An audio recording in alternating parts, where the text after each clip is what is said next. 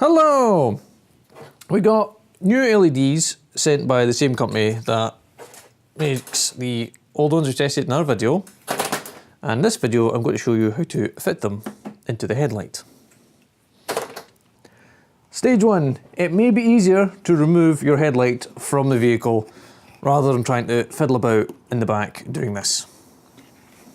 So, Subaru headlights got one here, and then like two push-in clips that push into the car there, and it just boop, pops out, and a few plugs to unplug, and that's you. Take it inside, nice, warm, dry, and then get some light on the subject so you can see what you're doing. Right, taking out your old bulb is just the same as taking out your old bulb. You know what I mean? Replacing your bulb on LED is just like removing your old bulb. Your housing cover comes off the back of your bulb. Your bulb's in here with the two terminals. You may require a pair of pliers to remove said terminals. One. This one should be right because it's on the bulb. He said confidently. Son of a weasel. Try not to break anything.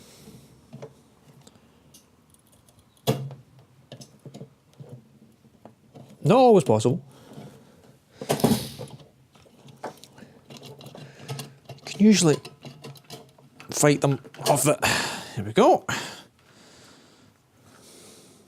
That bit with the plug and the spade connectors, which you will probably need to reuse to fit the LED bulb. Okay, there's your standard bulb with the spring clip. Hold in. Take your old bulb out. Now, here's the bit that I made a mistake with on the last one.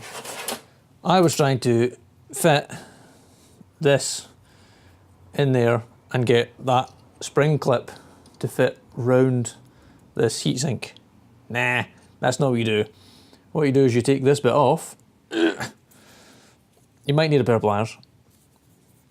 This bit comes off the bulb. Okay, I'm resorting to pliers. Gently tease this bit off. They should have just left them off in the box. It says instructions, pull off. Yep, I'm pulling it. Right. This bit comes off and then fits in that hole. So this has got a flat side that goes with this indentation here. So that fits, no, it's the wrong way, David. That fits in there. And then as fiddly as with a normal bulb, put your clip back over.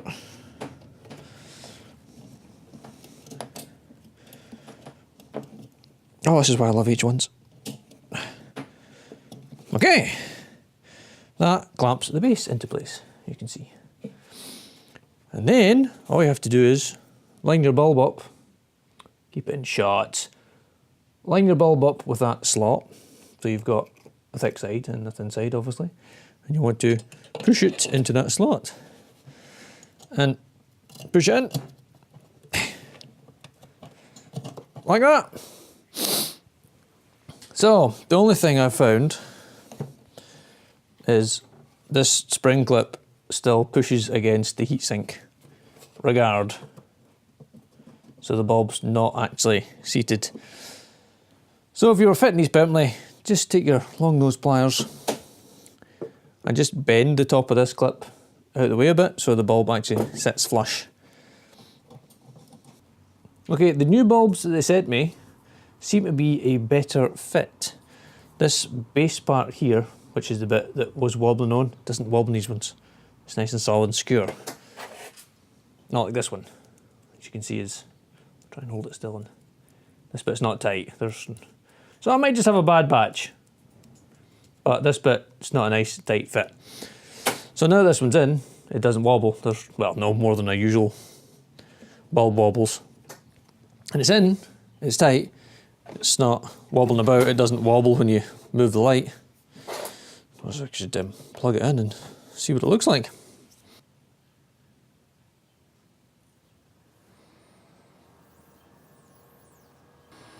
Yeah, it appears to be the same colour as the last ones, which I'm not hugely keen about. I'd rather it was white than this blue white. It's not got as sharp a cut. Lux meter on! Screen thing off there. It's not as bright as the other ones. 4,250 lux. Not as bright as the other LEDs.